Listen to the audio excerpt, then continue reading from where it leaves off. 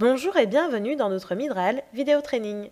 L'objectif d'aujourd'hui est de vous montrer comment estimer la saisonnalité à l'aide du lissage exponentiel depuis Alteryx Designer. Pour cela, on va s'appuyer sur un fichier Excel qui contient des données sur les revenus obtenus par une banque et on va tenter d'estimer donc la saisonnalité de ces revenus.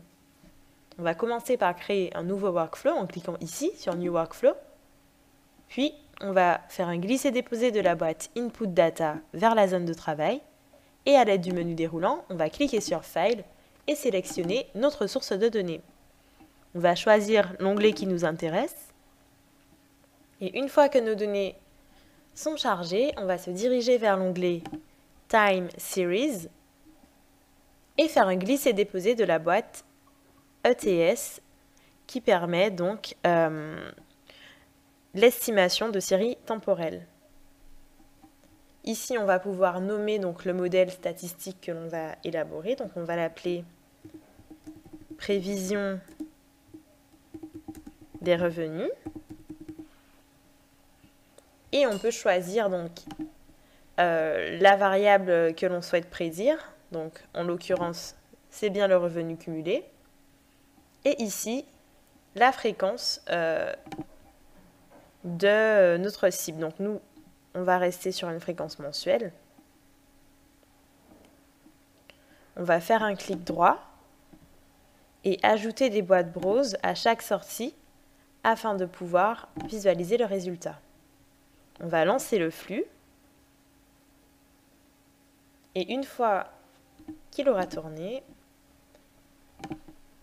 on peut donc, à la sortie haut de la boîte ETS, voir d'abord un profiling des données, donc avec le type de données et la taille des données qui sont contenues. Et à la sortie R, on a donc le rapport statistique du modèle. Donc ici, on a la décomposition du modèle avec les données qui ont été observées, la tendance, et ici, on a donc les pentes et la saisonnalité. Donc nous, en l'occurrence, on avait les revenus de l'année 2005 à l'année 2014 pour chaque mois. Donc ici, on a la saisonnalité, on a les données observées durant une saison donnée. Ici, on a donc notre estimation. Donc voici l'estimation des revenus à prévoir pour cette banque. Et les données ici de couleur jaune représentent donc l'intervalle de confiance que l'on pourra avoir.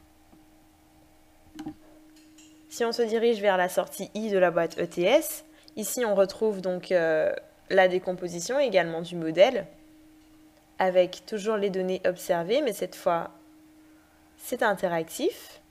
On peut avoir les données donc à une date précise, donc ici il s'agit du 6 janvier. Mais notons que toutes les années sont confondues, c'est-à-dire qu'ici on a le 7 septembre de l'année 2000, de l'année 2005 à l'année 2014. Ici on a donc la tendance qui a été révélée par le modèle et ici les pentes. Là on a l'analyse donc de la saisonnalité.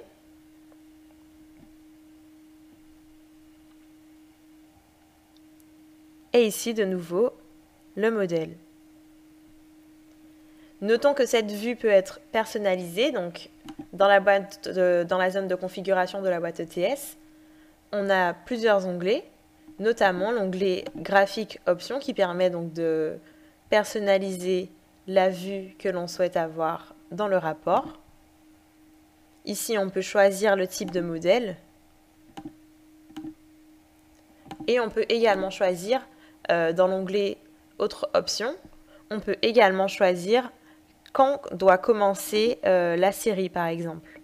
Nous, on a commencé à l'année 2012. On pourrait très bien commencer à l'année 2005 ou autre.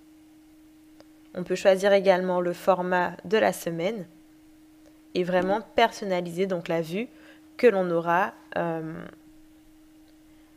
à après que le flux est tourné.